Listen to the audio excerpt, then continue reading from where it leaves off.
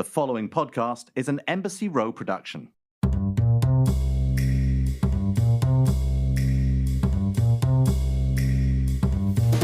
Hey everybody, I'm Marc Lamont Hill, owner of Uncle Bobby's Coffee and Books. I am a professor, a scholar, and most importantly, a book nerd. I say book nerd because I don't just love to read books, I love to read about the book.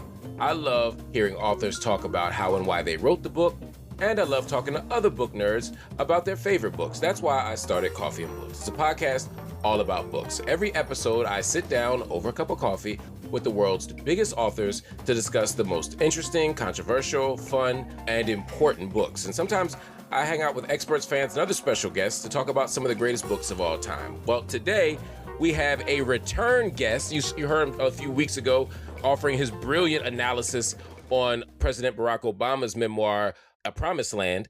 And now he's back to talk about his own brilliant book of poems. It's called Finna. His name is Nate Marshall. Nate, good to see you again, bro. What's up, man? Good to see you. Now, last time you were here, we started off with the coffee question. And if I remember correctly, you were drinking tea. I was drinking tea, yeah. How about this week? You still on your tea kick? So today I have a turmeric tea, which is not, no caffeine, but anti-inflammatory, all that. I was going to say. I drink coffee once a year, so. Exactly. You're making us all look less healthy. Is it turmeric? Are you feeling okay? Is that like a preventative measure, or are you trying to heal from like a cold or something? No, I'm good. I do it probably like once or twice a week. Okay, that'll keep the Rona away too, I heard. Absolutely. So you're also, by the way, the first person to come on the show as a poet and with a book of poems. So as I was preparing for the show, I was like, do we read the poems? How do we talk about it? Because I haven't really interviewed people about books of poems very often. Yeah. But first, talk to me about your journey. You're an English professor. You're an essayist, but you wrote this wonderful review of the Obama memoir. But you also, as your primary writing vocation, a poet.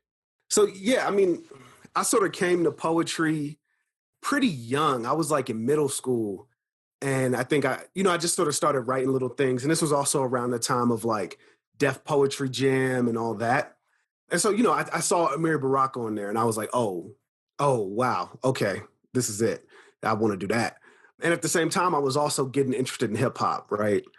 So kind of like that raucous era stuff, early Kanye, which was a big deal for us in Chicago. Oh, for sure. Yeah, and all that. And so through that, had a teacher who put me into Poetry Slam, which I did not want to do, but ended up doing it, really loved it, and kind of came in through that. When I went away to college, I got sort of quote unquote classically trained in it. And I keep telling folks one day I'm gonna have to get a real job, and I haven't had to yet. So that's cool. As a professor and a poet, you have two non-real jobs. So you got a lot of work to do. Absolutely. So coming in as a poet, putting together a book like this, first of all, the name Finna, I was struck by. Obviously, in the South, they say it. Up here, we starting to say it. Chicago, that's your first language. Talk to me about the title and why you decided to have a book that focuses on the Black vernacular. So yeah, in some ways, this book, it kind of comes out of the journey of my first one. So the first book is called Wild Hundreds, which is the far south side, a part of the city of Chicago I'm from. One of the things I enjoyed about that book was the way in which the title was a signal to people, right? So you see anyone, especially anyone Black from Chicago who sees the words Wild Hundreds on a book, they're like, wait, what is this? And they start, their eyes sort of perk up and they engage with it in a different kind of way. And so I was, whenever I title things, I think about how do I get some version of that kind of reaction from whatever the audience I'm trying to sort of speak to is. But beyond that, I also think about, there was this thing that happened when I was touring the first book, right? So I was doing some colleges in the Midwest and sort of all over, right? And often reading poems for predominantly white audiences, right? You have the line after where you're engaging with people. And I kept getting this thing from non-Black folks where, especially white people, where they'd be like, oh, your poetry is so good, whatever, but it's so sad, right? That was interesting to me because I thought of the book Wild Hundreds as very much like a celebratory text, right? Certainly there's difficult things in it, but it was fundamentally me sort of trying to put on for where I'm from in a way that I think a lot of my favorite hip hop albums do, right? And so coming out of that, I didn't want to answer back to that, right? But I did have this sense of being misunderstood. And so I was like, okay, well, how do I sort of use what I've learned from that or use that energy not to speak back to this sort of like non-Black, not even critique, but like diagnosis, but how do I actually like talk to my community and also make it very clear that I'm talking to them? Like one of the things that that's been really cool to see about the book since it's come out is like, whenever I talk to Black folks, they always have some relationship to this word, right? If it's like, oh, this is like a thing my grandma said, or I had cousins who said it, or I used it in school once and got in trouble or whatever, right? And that felt to me really rich, like a really rich place to sort of dig in. And you absolutely dig in. One of the places you start in this book, which I found incredibly interesting, was the section around the other Nate Marshall and really wrestling with your name, with your identity, and with almost other imagined selves, right? Both real in the sense of, whether it's the white racist on the other side of town or other possible sort of articulations of the past and the present of what Nate Marshall could be. Talk to me about that section and why it was important for you to wrestle with that. So, I don't think I initially intended on writing a whole series of poems about this experience or this dude. So I guess like for the listeners, there's a guy named Nate Marshall who lives in Colorado who a couple of years back was in like a primary for a Republican like state house race or something. And it got uncovered that he had ties to like neo-Nazi groups and he got pushed out of the race. And, this was around the time the first book had come out. And so I put a Google alert on my name so I could like catch interviews or mentions that, that didn't like come to me direct. And I saw that and I was like, hold on, like, fam, what? And at the time I was actually teaching the book The Other Wes Moore. And which is what I was thinking about when I read. I was like, I was like, this is why I'm not a poet, because my shit is corny. I was like, I would have called this The Other Nate Marshall, and then I was like, oh, it's because of Wes Moore. Okay, and then it all came. But I was like, it's an interesting sort of parallel. Yeah, and so so like I was reading this book and I was thinking about like two people who share a name but diverge in ways, and in that book like those characters are sort of relatively close in some ways, right? In a way that I don't think it's not a stretch to say me and the other Nate Marshall are not, but that did like spark my interest in a particular way. And so I wrote the initial poem, what I think is like the first one of that series. And eventually it became a kind of a motif I was interested in for the book, especially because, in a lot of ways, I think the book is about harm, about what it means to like be harmed or to harm and how one sort of transforms from that or steps back from that or whatever, right? Like I owe a real debt to a lot of like abolitionist thinkers and organizers who I was in conversation with or just following the work of as I was writing a book. There's a way in one of the poems where you showed an interesting connection between you and this other Nate Marshall that really stuck with me. You said, every time I've said, what's good, nigga, it's possible we've matched our mouths symmetrical around the two G's in the middle. I won't lie to you, Nate Marshall, or to myself, Nate Marshall. I too have hated a nigga and lived a tweet to tell. I too have sat suspicious in my basement wondering who was coming for my country. I too have Googled myself and found a myself I despise. Man, I was running around the church when I heard that. I appreciate it. So one of the things that I think about a lot in poetry and just in writing more broadly, like what it means to tell stories about people, is I don't want to make anybody a monster, even the people who I have to like critique or indict or try to like shake something loose about, right? Mm-hmm. And certainly like, I think if we're thinking about the sort of phenomenon of racism or anti-Blackness, especially in this country, those things are shared, right? Like they're not specifically the province of white people, even if certainly white folks' ways of engaging with anti-Blackness have a particular and outsized harm. And so, so I don't know. I'm always like in those poems, I think I'm trying to like, yes, reveal something about him, but also reveal something about myself and also like think through what are the sort of ways that we are connected as a kind of human, as people, right? Yeah, and you also unpack a sort of origin story for yourself and for your grandfather, your great grandfather, that takes us to the South, that takes us to Mississippi, that takes us throughout a kind of journey of what it means to be Black in the 19th and 20th century. How much of that was inquiry for you? How much of that was you figuring out who you are, where you're from? There certainly was a lot of inquiry. Like, I think the way one does research for a book of poems is perhaps different than the way one might research for a novel in terms of world building or certainly a nonfiction, like academic text. But as I was like writing the book, I was doing, family history and like lineage type stuff. And so that definitely informed those things. And part of the thing, and even part of the thing that sort of drove me to do the kind of like ancestry.com thing that I think, has been popular for the last bunch of years, was that I actually can't really trace my last name, Marshall. My grandfather was James Marshall. My dad's James Marshall Jr., but I can't really trace that name past my grandfather, in part because he died when my dad was a kid, but also because he was raised by the father who he knew was not his birth father.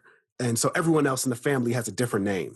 And so, so I was in part just trying to like figure out like, okay, who is this dude? Where does he come from? I know he comes from Mississippi, but like, who were his people in that sense?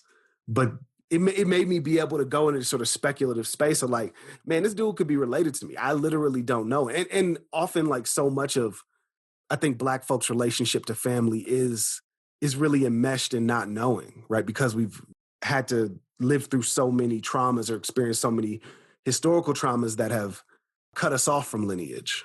Mm. One of the things you do in this book is you use the N-word, as they say. Mm-hmm. You say nigga a lot. And I find it quite engaging and brilliant, actually, some of the ways that you use it. Both the hard R, as in the piece on nigger joke, but also nigga in terms of pieces that are written for your niggas, or using nigga sort of matter-of-factly as a stand-in or proxy for all kinds of stuff around Blackness and identity. Some people do that for shock. Mm-hmm. It seemed like you were far more intentional and nuanced with why you and how you were using the word. Can you talk about that a little bit? Yeah, for sure. I mean, what the last poets, they say what? I love niggas because niggas on me. Mm. And so that's part of it. I think the thing that really drove me to be a poet, aside from any of the other things I mentioned before, was just that I grew up a reader, and I grew up with a grandmother who was a librarian. Yeah. And she was constantly using words I didn't know.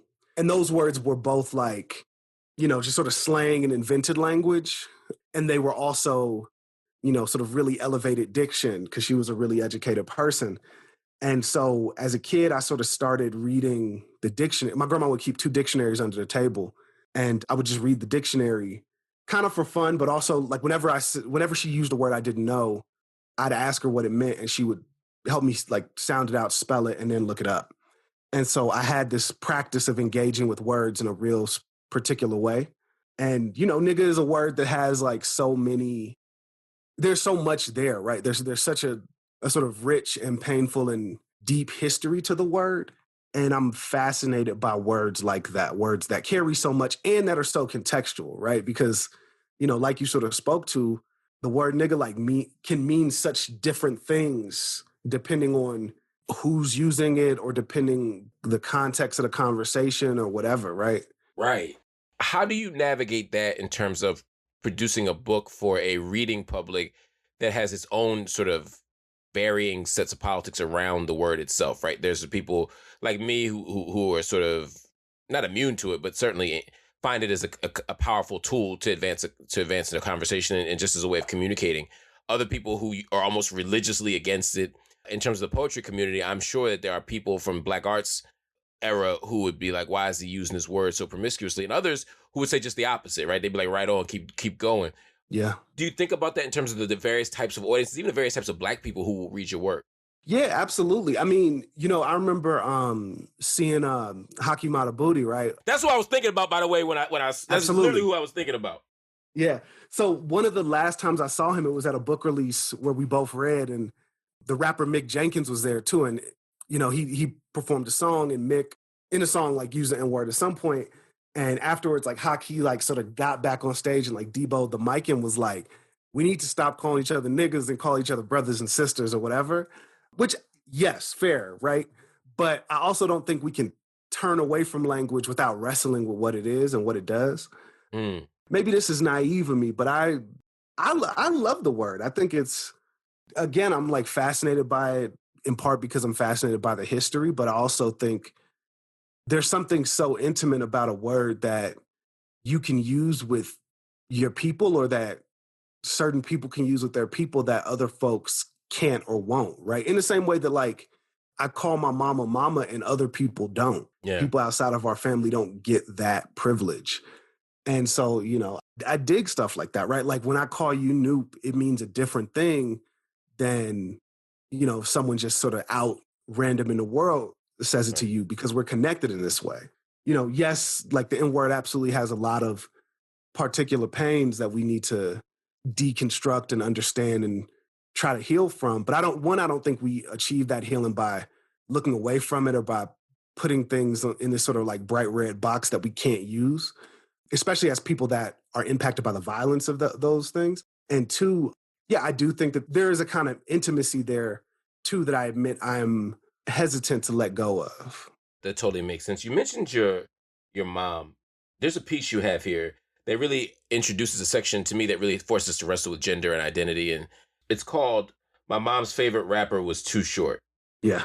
The section's called What's My Favorite Word, which of course invokes Too Short itself, right? I was listening to Blow the Whistle this morning after reading the book. Against my will, brother. Talk to me about that piece in particular. My mom's favorite rapper was Too Short, and what that meant, because I found this to be one of my favorites in the collection.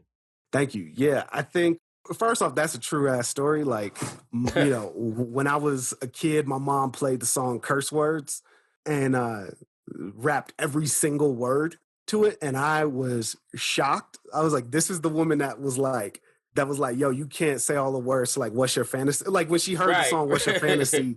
She like sat me down and was like, we have to have a talk. I'm like, and you rapping this craziness about like Nancy Reagan or whatever? That's cool. But, so first off, I have a kind of love and affection for that song specifically and that music more broadly from my mom, or at least that's how I was introduced to it. But I also think, again, right, like we're trying to like build or imagine a different and better world. And I understand how these things are problematic, but I think that one of the ways that we have to wrestle with them is to like actually stare them down in a sort of clear-eyed way. I have to think about like my own investment in hip hop culture and a lot of music that is like wild homophobic and wild sexist and whatever, right? And not only that, but like I can't just discard those things in the way that maybe some people can, because they were also a fundamental part of my identity formation and my political education, right? How do we sit within those contradictions, right?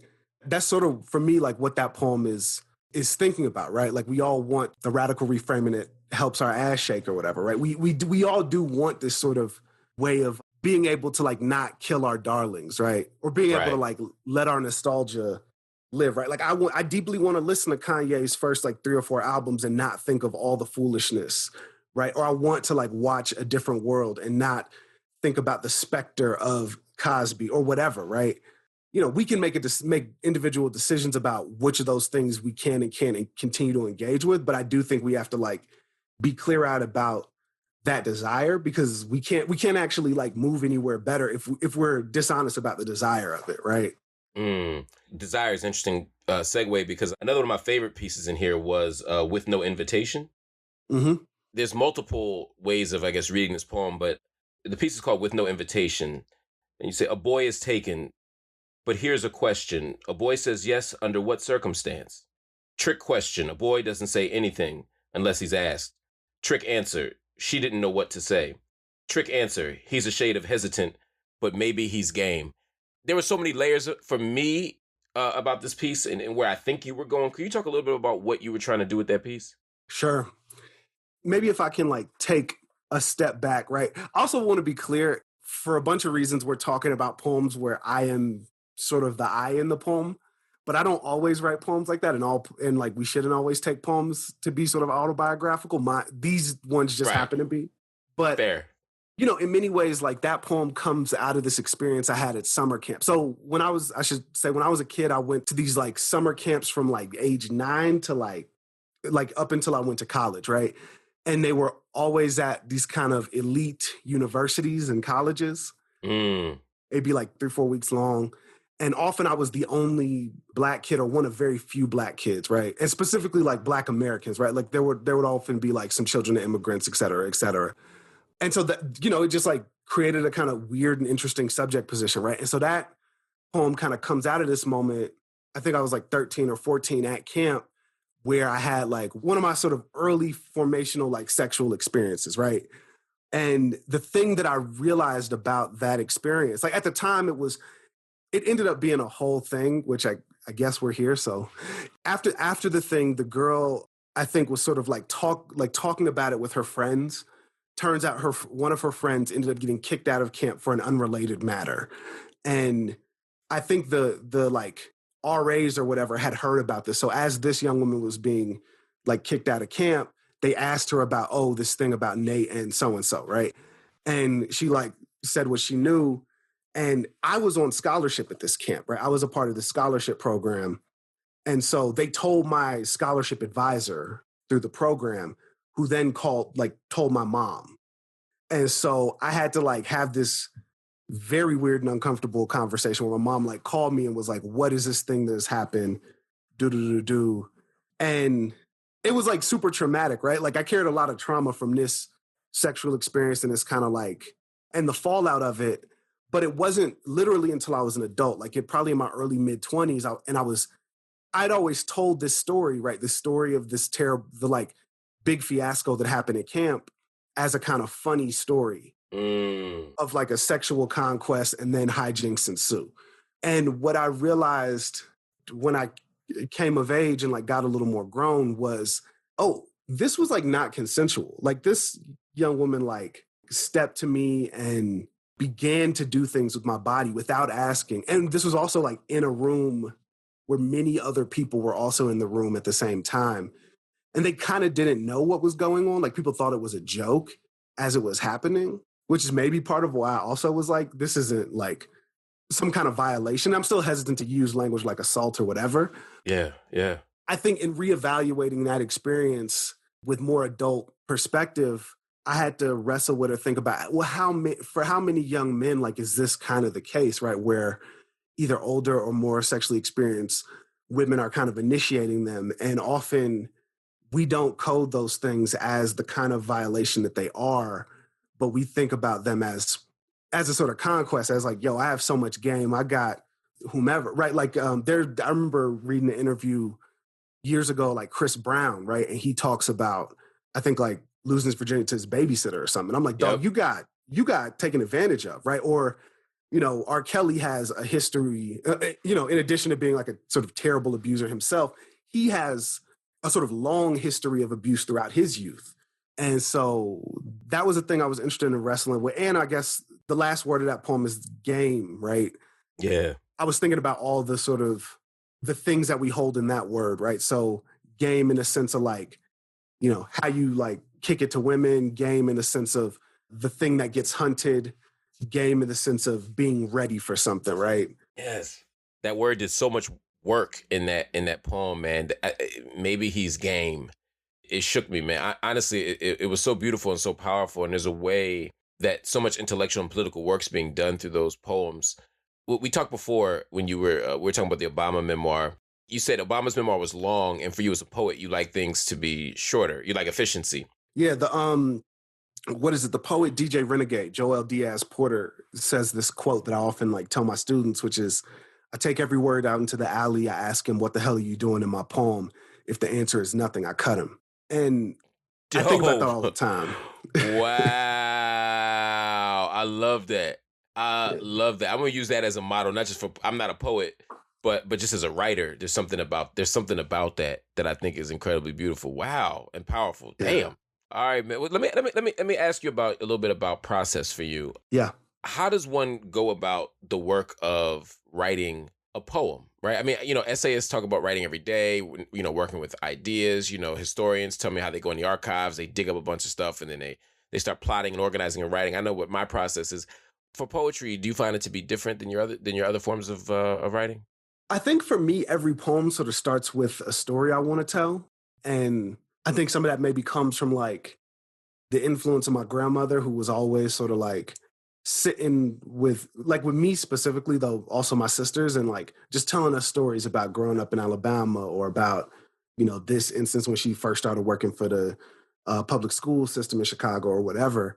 And so that's really my kind of impulse. And I grew up like loving folk tales and listening and reading those a lot. And then for me, from there, the story things can get much bigger or much smaller. So like there are some poems in there that cover a 400-year sweep of history. And then there are some poems that are a literal like single moment in time, and it really becomes like a meditation on a single image from that moment in time, right? But I guess as a matter of like idea, that tends to be one of the things that sparks me. Also, I think I'm sparked, and this book is a lot of that. Like I'm sparked by just language that I love, right? So, words, turns of phrases, various quotes, and so I'm often jumping off from that. But I'll say like my writing is a lot of revision. So like this book I think it went through 12 drafts. Woo. And then like even beyond that, yeah, like there are poems in here that probably have been worked over, reworked, or rewritten 100 times. And then there are poems that are like there's a poem in here that's a version of a poem I wrote when I was like 16. Oh, wow. So do poems get cut as well? Is it just that you reshape poems until they're ready? Or do you also say, you know what, this just isn't redeemable and you just throw stuff to the side? Oh yeah, poems get cut a lot. Like that's a big part of the revision for me. So like when I wrote the sort of zero draft of this book, I think I wrote to like 120 pages or something in the Word document. And then I cut it down to like 70. And then I wrote back to like 90. And then I cut it down to like 80. Yeah, I'm like pretty ruthless about being like, this doesn't work. Bye. Maybe it'll end up somewhere else. Wow. Do you write every day? I do not write every day. There have been points in my life where I have. One of the things I tell my students is that I think poetry is a discipline of noticing. And the thing that I fear about writing every day, at least for myself, I can't speak to other folks, is that if I'm always thinking about, oh, this is going to make it into a poem or whatever, if I'm like doing that constantly, then I won't always like live enough in the set of experiences to then be able to later on like take a step back. Because as I'm going through it, I'll be thinking, how do I make this into the poem, right? And I found myself when I was younger, I think often doing this, right? Which in some ways was clarifying, especially when I was a very young person. That was like a clarifying impulse to understand like, oh, poetry, whatever I do in my life, poetry is going to sit at the center of it. Yeah. But yeah, I don't want to like be going through life and be like on a walk with my partner and thinking about how this is going to make a beautiful sonnet. I just want to like go on the walk and like connect with her. And then maybe later on, when I come to the page, it'll play out there. But just to like take some pressure off of how I live life. But I will say I do think, again, like I have an expansive vision of what it means to write, quote unquote. And so given that, like I write every day in the sense that I do something in service of the work every day, right? So I read every day for sure. I listen to a lot of things. So like I've listened, like I'm a big fan of this podcast. I listen to like dozens and dozens of podcasts, just all sorts of things. And I'm constantly just trying to find stuff to pay attention to, because for me, that's a part of the writing. But I don't like compose words or cut stanzas every day. What do you read? What kind of stuff do you find to be most inspirational, most compelling, most generative? I think my reading tends to follow my interests rather than follow like sort of genre prescriptions. As a kid, I loved history. I loved history and like nonfiction, in part because I felt some vague responsibility almost to like learn about the world and about what had come before me. Like I recognized I was young and that I didn't know a lot. And I think that impulse still sort of holds true. So I still read like quite a lot of biography. And then it's sometimes a matter of like what I'm working on, right? So right now I'm teaching this class about like hip hop and literature. So I'm reading a bunch of like hip hop kind of adjacent books, sort of in prep for that, and just to be able to engage with my students and like offer them more context. But yeah, it really varies. It really varies. There's a bunch of people listening to this podcast, including yours truly, who want to write poems. Yeah. We're scared. We want to write poems, but we're afraid they're going to be bad. Or we know they're bad. But we believe that one day we have the ability to write one that's good. Give me some advice, man. What do we do? Where do we start? Here's the exercise that my partner was using for her class that I really loved, was just like find an article of clothing that is like valuable to you, that has a sort of story, whatever, and meditate on that thing. But I think for me, part of especially with poetry, maybe this is true of all forms of writing, but because I think that the writing really happens in the revision, I think that most, if not all of your first drafts are pretty bad, and myself included. Like it's very rare that a poem resembles much of what the first draft looks like for me. Huh. And so given that, you can't be afraid to throw clay. Like what we do is sculpting. It's not painting, right? It's not taking a blank canvas and putting stuff on it. It's seeing a big piece of rock and chipping away. And so you just gotta like be cool throwing some stuff down. And if you like, I think just try a form.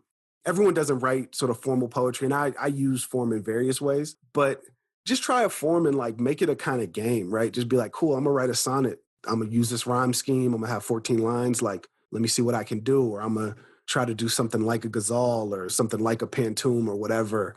Because I think sometimes the challenge of that, like the use of forms, the use of that kind of structure, for me is to make your mind think in ways that you wouldn't naturally think.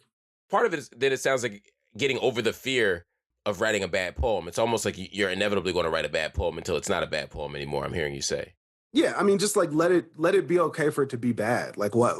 Like if you, yeah, I don't know, if you were like cooking, or if you were like learning any other skill, you would be not great at it when you started, more likely than not.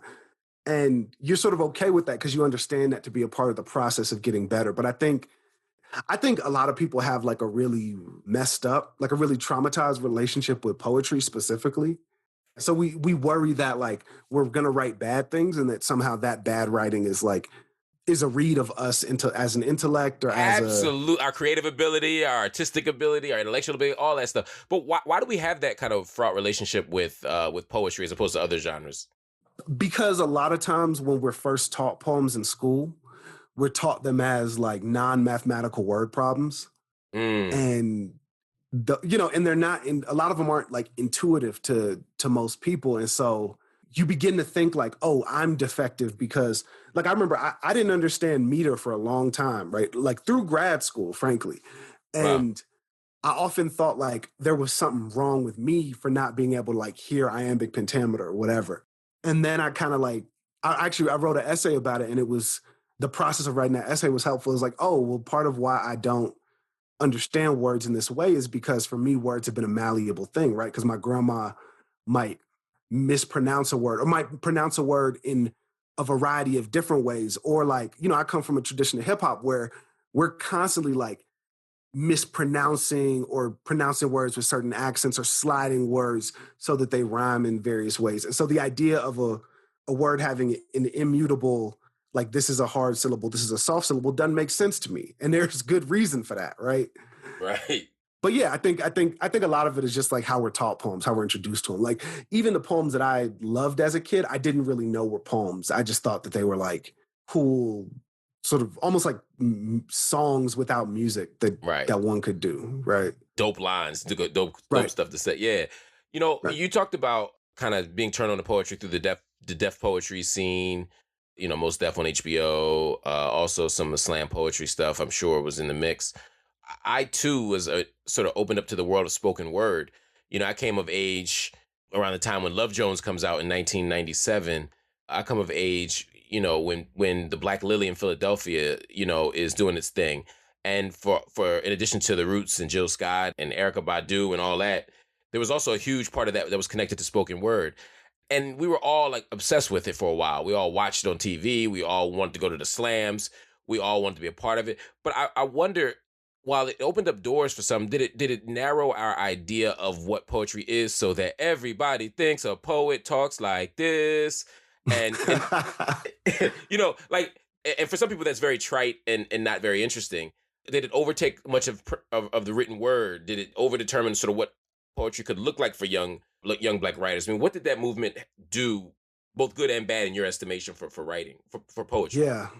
I mean, I think it was good in the sense that a lot of kids who maybe would otherwise have wanted to be rappers have been interested in like being MCs because that was, a kind of dominant and still is like like a sort of dominant cultural force or cultural figure. Realized they didn't have that much rhythm, but they could write and they could like build images and tell stories. And so they Yeah. were able to like do some stuff. I think that was really good. In a lot of ways, one of the things that I really will always sort of love, specifically like youth spoken word and sort of spaces for young people, before is that they did this weird inversion where it became cool to do things that might have previously been coded as uncool, right? Like I remember being in high school and when I was on the freshman basketball team, lying to my teammates about writing poems and then being like exposed because Meaning you lied saying that you weren't writing them when in fact you were. right. I was like, I don't write no poems. Like, what is that? Whatever. And then like some of the guys on the team's girlfriends came to an open mic and I like kicked poems at it and they went back and told they're like, oh, like your teammate Nate, he's so good, whatever. And then like it was a point where I think before the city championship or something, the coach asked me to like kick a poem for the whole team and people like show respect. And so like there's this weird inversion in which I think things that could be uncool or be, especially for like young men, they had some social capital. And I think that was really great. Also, like those spaces for a lot of young people, myself included, I think were really important in our kind of political education, right? And how we came to see and think about the world just from a political perspective. Like, I don't think that a lot of the sort of organizing and, political outgrowth in this era of Black Lives Matter happens the same way without spoken word, and specifically youth spoken word that really kind of takes root in a bunch of these cities in the late 90s and into the 2000s. I just don't think those things look the same, to be honest. So I think those are like some definite goods. But yeah, I mean, certainly I think, yeah, there are ways in which it can narrow the idea of what a poem is or what a poem can do. Or you get a sense that all your poems have to be political or have to have some kind of, radical political statement at the center. And that might not be your ministry as a poet. Like you might be someone like, say, a Lucille Clifton, not that her work has no political import, but, in many ways, like her work is, I think in many ways shines the best where she's able to sort of offer us sort of life observations, right? And even the most powerful political statements in her stuff, like, come not from some notion of like her being an activist or something. They come from like her being like, this is me taking stock of my life, taking stock of the world as I'm experiencing it. So I think that is definitely a challenge. And I still, do a lot of work with young people. And I'm often trying to do things to like break them out of their modes. But, I also think that so much of that is just a big part of maturing as a writer and maturing as a thinker is like learning how to sound like yourself. Do you sound like yourself? I try to. I definitely am a shadow of the people who influence me, but I think I've begun to like step into into my own sort of thing, hopefully. Before you go, let me ask you a question. If you were left with the collection of 3 poets, you could be on an island with 3 poets, their work, who do you choose? Damn. Okay. The first one that came to mind was American Journal by Robert Hayden, which is the last book he wrote in his life. Like, I think it was published maybe a year before he died. But that book is incredible. And the title poem of that book, the book opens with this poem that's like a letter to Phyllis Wheatley. It's Phyllis Wheatley writing to this other enslaved person who's a real person who she like had a correspondence with. So it starts in the voice of her and then it ends in the voice of like this, the title poem is this poem in the voice of like an alien who's come down and is like observing America. And that book is a heater. So that book for sure. Damn. Maybe Martina Spada's Alabanza. Yes. Yeah, which is a beautiful joint. And then tell me what you like about it. The title poem of that for me is like it's the best poem about the sort of trauma of 9/11, and that really excavates something about how to write politically with a kind of heart that leans towards people. So yeah, I'll say that one. And then Blessing the Boats, which is like Lucille Clifton's sort of collected selected piece. She just has so many bangers and she's such a master of like the short poem. Like she has this poem, Why People Be Mad at Me Sometimes, which I feel like everyone should read because the poem is tight. It's maybe a sentence. And every time anyone reads it, they're like, yep, that is what it is, especially anyone who has any experience of like being a writer and being sort of challenged based off of what you write, right? So like if you've ever written something and people are like, that's not how it happened. Actually, Ronald Reagan was a great president, or that's not how it happened. Actually, like your mom talk, actually, like when you were a kid, you never wanted for anything or whatever, right? It perfectly encapsulates that feeling of being sort of misunderstood or being challenged on one's memory. So those three.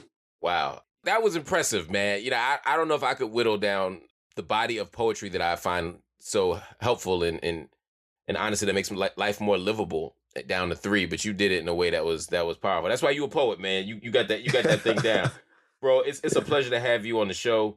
And again, man, Fitna is an excellent book. I encourage everybody to go out and buy Fitna by Nate Marshall. Nate, how can people get a hold of you on social media? At Illuminate Mics on everything. Illuminate and then MICS, all one word. And get in tune with me. Dope, man. Can't wait to talk to you again. I'll see you on the show soon. Everybody out there, I'll see you next week. Peace. Thank you for listening to Coffee and Books. Make sure to follow us on Instagram with the handle Coffee and Books Show. That's Coffee, A-N-D, Books Show. Also, you can buy all the books that I've been discussing here at bookshop.org/shop/Uncle Bobby's, or you can go straight to UncleBobby's.com. That's Uncle, BOBBIES.com.